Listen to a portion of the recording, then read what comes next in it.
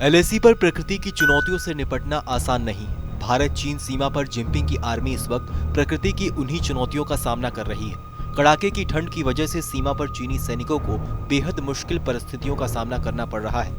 यही वजह है कि चीन ने अपने 90% सैनिकों की अदला बदली की है। चीन ने सीमा पर ठंड से बचने के लिए सीमा पर पुराने सैनिकों को बुलाकर नई खेप भेज दी है। बता दें कि एलएसी पर भारत और चीन के बीच पिछले साल मई से गतिरोध लगातार बरकरार है। बता दें कि चीन ने पिछले साल अप्रैल मई से लेकर अब तक चीन ने पूर्वी लद्दाख के उस पार एलएसी पर 50,000 से ज्यादा सैनिकों को तैनात किया है। दूसरी ओर चीनी सैनिकों की मुस्तैदी के बाद भारत ने भी अपने सैनिकों की संख्या और साजो सामान बढ़ा दिया है।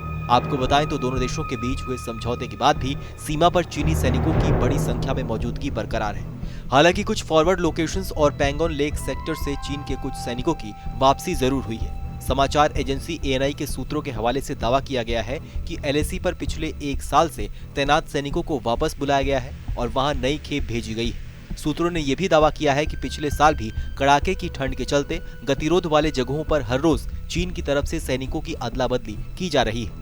भारतीय सेना के जवानों को इन इलाकों में 2 साल के लिए तैनात किया जाता है। इस दौरान 40 से 50% सैनिकों की रोटेशन पॉलिसी के तहत अदला बदली की जाती है, जबकि आईटीबीपी के जवान इस कठिन इलाकों में भी 2 साल से ज्यादा वक्त तक तैनात रहते हैं। सीमा पर दोनों देशों के बीच जारी टेंशन के मद्देनजर सेना प्रमुख जनरल एम नरवणे इन इलाकों का लगातार दौरा करते रहे हैं। बता दें कि भारत और चीन दोनों देशों की सेनाओं के बीच अब तक 11 दौर की सैन्य वार्ता हो चुकी है, लेकिन अब तक इस बातचीत का कोई ठोस नतीजा नहीं निकल सका है। पिछले हफ्ते चीन को साफ संदेश देते हुए सेना प्रमुख जनरल एम नरवणे ने कहा था कि पूर्वी लद्दाख में टकराव के सभी बिंदुओं से सैनिकों की पूरी तरह से वापसी हुए बिना तनाव में कमी नहीं आ सकती है और भारतीय सेना क्षेत्र में हर तरह की आकस्मिक स्थिति से निपटने के लिए तैयार है। दूसरी ओर ठंड से निपटने के लिए भी भारतीय सेना लगातार नए उपकरणों और ठंड रोधी कपड़े जवानों को उपलब्ध करवा रही है। इस खबर को लेकर आपकी क्या राय है, हमें कमेंट सेक्शन में लिखकर जरूर बताइए। बाकी देश और दुनिया की अन्य बड़ी खबरों के लिए सब्सक्राइब करें TV9 भारतवर्ष।